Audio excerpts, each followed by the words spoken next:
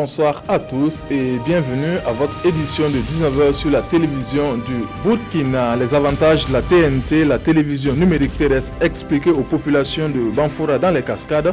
C'est la société burkinabé de télédiffusion qui était aux commandes pour échanger sur cette technologie avec les populations.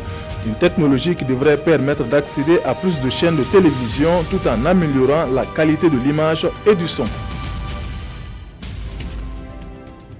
Une meilleure qualité de l'image et du son, l'accès à plus de chaînes ou encore une plus grande couverture médiatique du territoire national, ce sont là autant d'avantages qu'offre la TNT, la télévision numérique terrestre. C'est l'information portée aux populations de Cascades par la SBT, la société burkinabé de télédiffusion. Ces populations ont en retour émis des doléances pour l'appropriation de cette technologie. Maneka Yen Ali Traoré.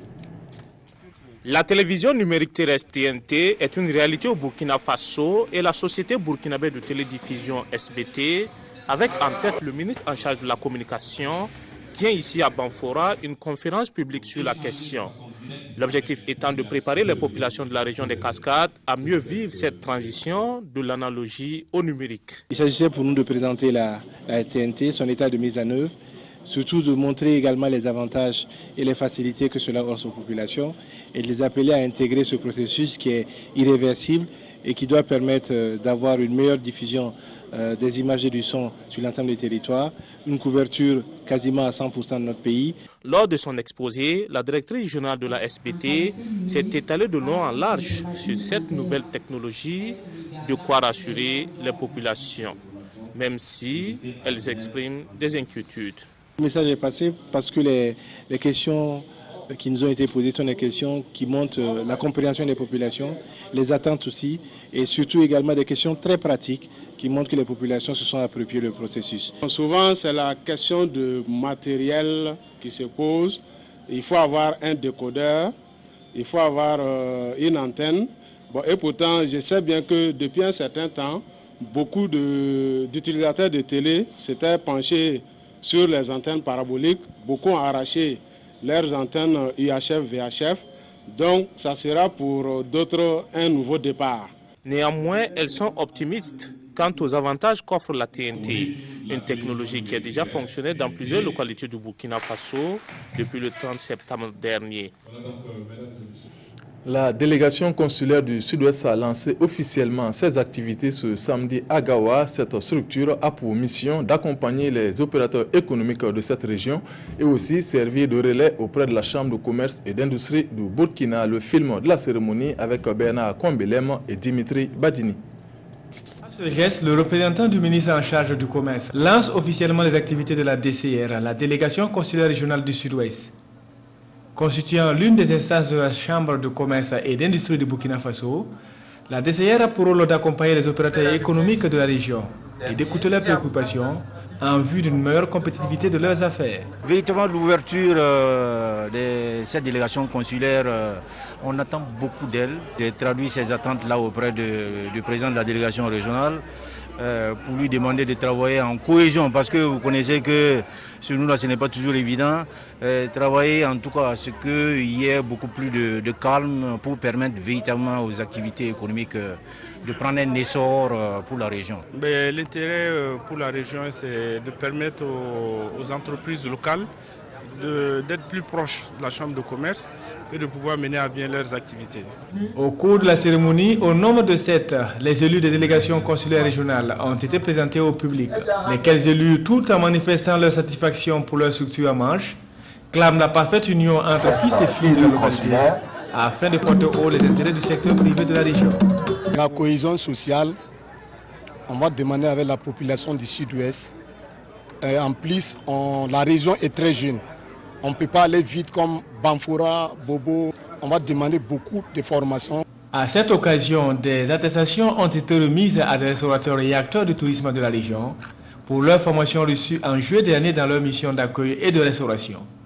Par ailleurs, la Chambre de commerce et d'industrie du Burkina exhorte les acteurs économiques du Sud-Ouest à recourir à leur délégation consulaire pour d'éventuelles solutions à leurs préoccupations. L'Organisation catholique pour le développement et la solidarité OCADES a organisé un atelier de formation de jeunes volontaires pour le développement tenu à Dédougou dans la boucle de Mouhoun. Cette formation vise à donner à ces jeunes des outils sur le volontariat et les opportunités d'employabilité. Yves Rwamba, Christophe Traoré et Edouard Ouedrago. L'Organisation catholique pour le développement et la solidarité OCADES Dédougou expose ici des opportunités d'employabilité à une cinquantaine de jeunes volontaires pour le développement de la région de la boucle du Mouhoun. Du 9 au 10 octobre, dans la cité de Bankoui, ces jeunes venus de différentes provinces de la région reçoivent des connaissances à travers des modules dispensés. Sensibiliser les volontaires sur leur mission, leur faire connaître ce que c'est que le volontariat, l'organisation même, la structure du GIP PMVB, et leur faire connaître aussi leurs chances par rapport à l'emploi. Parce que les volontaires sont accueillis dans des centres où ils mettent en pratique leurs connaissances et apportent leur concours aux structures d'accueil. La sensibilisation et la connaissance du programme national sur le volontariat sont salués et bien accueillis par les bénéficiaires. Ça m'a beaucoup aidé, la formation des 48 et puis grâce à la formation, j'ai connu beaucoup de choses qui vont me permettre de voir mes droits et mes obligations dans la nation et voir s'il y a une possibilité de contribuer au développement de la nation. Cet atelier de formation a aussi été l'occasion pour l'association des donneurs bénévoles de sang de Dédougou de collecter des poches de sang au profit des patients en manque de sang. Les Lions Club du Burkina ont célébré ce 7 octobre la journée internationale du lionisme. Ils ont à cette occasion fait des dons aux personnes démunies de plusieurs localités du Burkina Faso. Montant total de cette action, plus de 86 millions de francs CFA. Roger Kama, Zoubaviel, David Dabiré.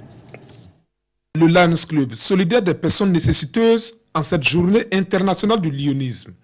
L'organisation entend offrir un don d'une valeur de 86 millions de francs CFA en espèces et en nature à des personnes indigènes des villes de Ouagadougou, Koudougou et de Waïguia.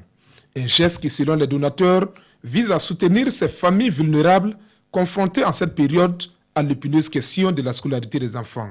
C'est une journée au cours de laquelle les clubs collectent les dons et présentent à l'Assemblée pour ensuite les acheminer dans tout le Burkina Faso au profit donc des communautés.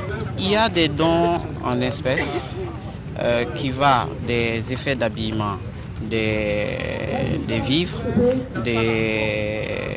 du savon et aussi en nature.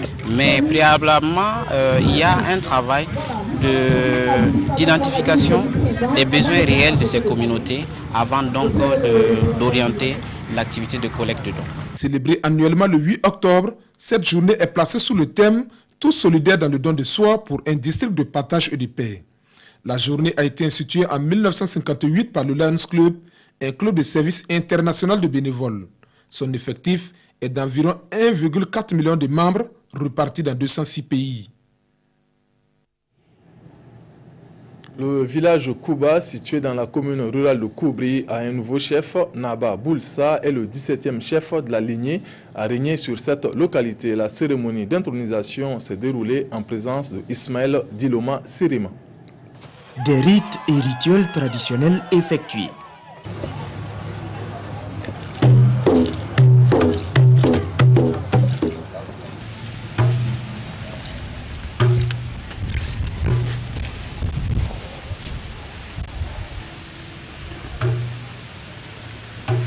Accompagné de pas de danse. Voici l'ambiance qui a prévalu à la cérémonie d'installation du 17e chef de Kouba, un des villages de Koubri. Il se nomme Naba Boulga. Le 26 septembre dernier, il a été intronisé par le Mogo Naba Bango. Après son intronisation, le tout nouveau chef de Kouba a pris le chemin de son village. En chemin, le chef et sa délégation se sont arrêtés à Balkui, lieu où il a porté son bonnet comme le veut la tradition. À présent, Naba Boulga envisage de guider son peuple dans la droiture. C'est la fin de cette édition. Merci de l'avoir suivi. Le 20h, c'est avec Fousseni Kindo. Bonne suite de programme. Bonsoir.